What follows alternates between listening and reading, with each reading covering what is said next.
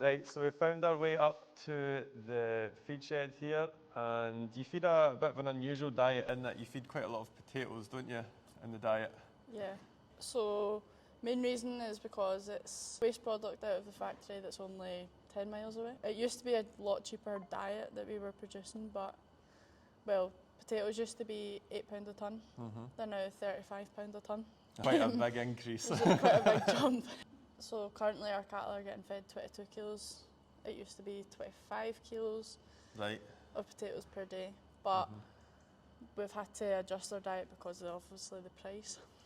So how have you adjusted the diet? So you're feeding less potatoes, you're Yeah. feeding more silage now? Feeding more silage because it's cheaper cost, keeps the cost down. There is certain times of the year there's a shortage of potatoes, just between the new and the old, going through the factories and stuff. Yeah, so we've got maize meal and maize gluten. We're feeding 4 kilos of maize meal and Putting you on the spot. 2 kilos of maize gluten. Uh-huh. And we have had feedback from like abattoirs and whatever, and butchers, that since we've added the maize, they've noticed it in their side that we've got more fat cover Right. on our cattle. So that's always a bonus. You've also got some bagged urea in here. So that's another protein that we've added. They get 128 grams. Don't know how accurate that Pretty is. specific, aye. Getting the kitchen scales out. So we've added that in the last year to keep the protein levels up and keeps cattle going. I think you were also saying the other day that the daily live weight gain is up, isn't it? Yeah, so our daily live weight gain is sitting average 1.3, 1.4.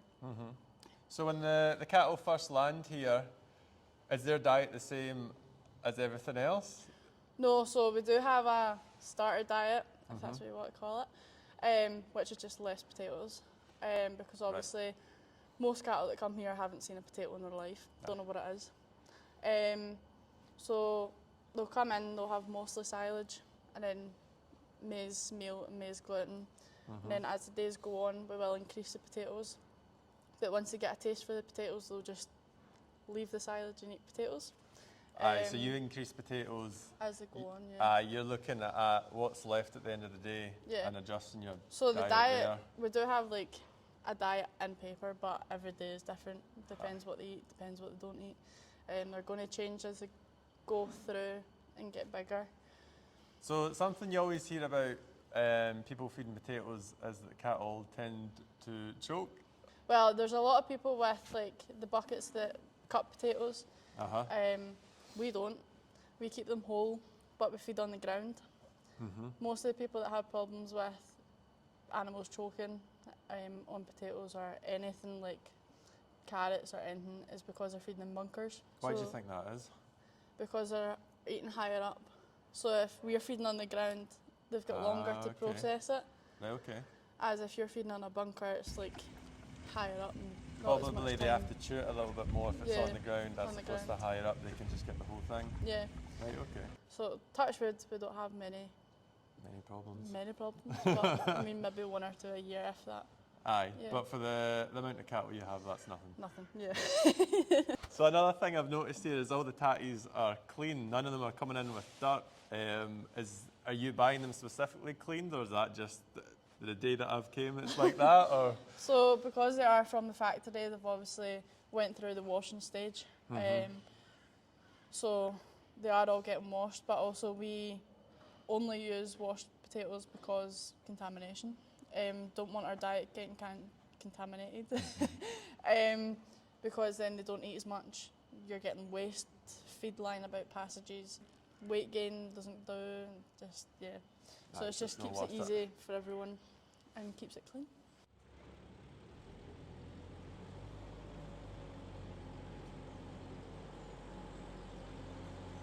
yeah, so here your cattle, when they're in pens, they're all buried in sawdust. You don't use any straw, right?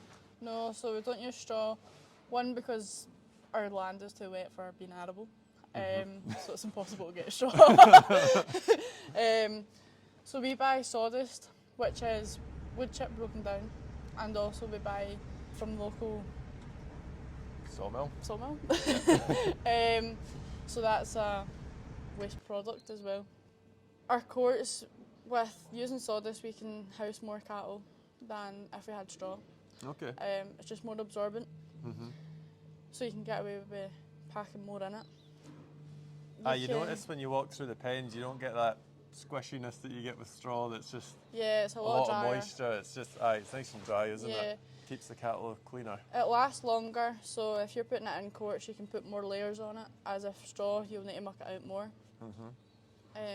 So we bed our pens by shutting all the cattle out into the feed passages, Yep. and then bedding with the JCB, just up with all the sawdust. And then that's the easiest way to bed them.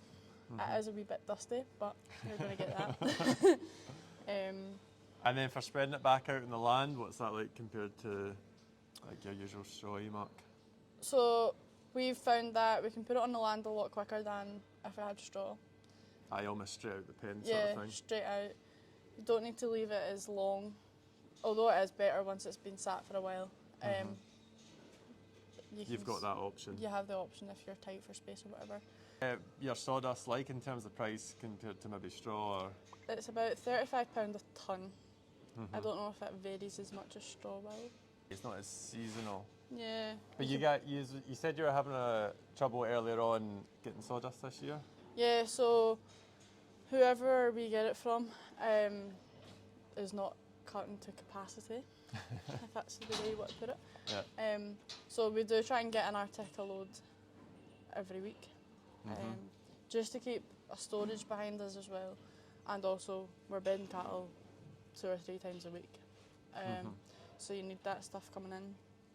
And that's probably another good thing about this is you can get it sort of every week, whereas people who are bedding straw generally seasonal. they have a harvest, bring in all the straw and they've got to store it the whole winter or whatever, whereas you can get it in as and when you need it sort of You thing. do notice at different times of the year, as in like winter, if you're getting it in, the wood might be a bit damper.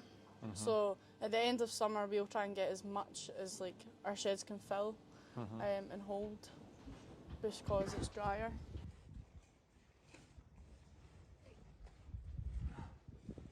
Aye, so we're at another shed now where you're trying something a little bit different from your conventional cattle.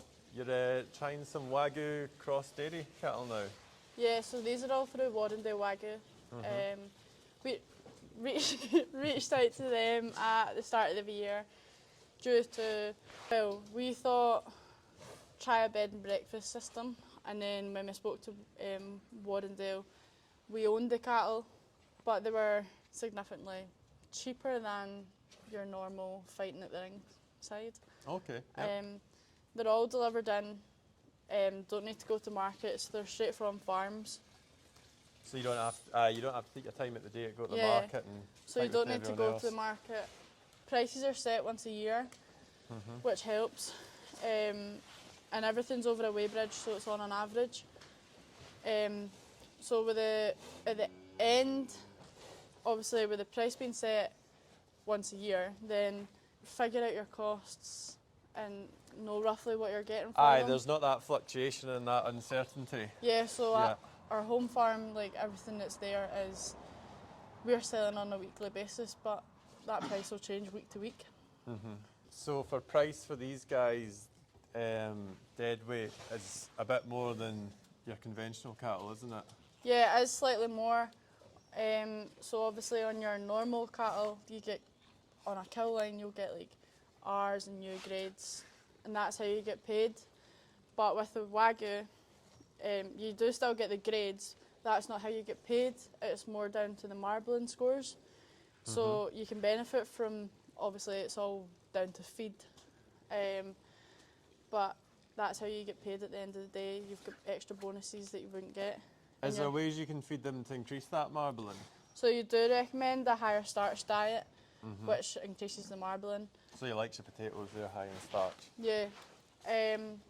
Also with the way it's getting done, you're getting paid for the quality of the meat. You're getting that grade, but you don't. These guys are getting a marbling score on top. Yeah. Right. And they're also a lot quieter. They won't stop bothering us. They're very petite. You also have no age limit on them. That's right, isn't it? Yeah, so there's no age limit. Minimum killing age is slightly more than your usual, so minimum killing age is 22 months. There's no weight limit, so take them as big as you can get them, basically. So you're almost incentivized to take them bigger. Yeah, because you're getting paid for it. Aye, and you'll get more fat and more marbling through them that way as well. Yeah. Yeah. And so how does the system work? You buy them you'll buy them in and keep them longer than you would stuff through the market? So we've dropped our weights slightly with buying these in. So our normal we buy 500 plus, but with Wagyu we've kind of dropped to 350, 400 kilos and keeping them longer. The system at home, we kind of do a turnaround of 90 to 100 days, 120 being the max. But Wagyu were 150 plus due to the smaller size. But then they do eat a lot more than your normal day-to-day. They've got that dairy blood in them that just wants to eat. Yeah, so once they keep going, once they're on the diet and happy and they know what they're going to get fed every day, then they'll just keep motoring on. And they do eat a lot of feed. Because they've got the frame. Once they've got the frame and grew, then you've got a big engine to fill.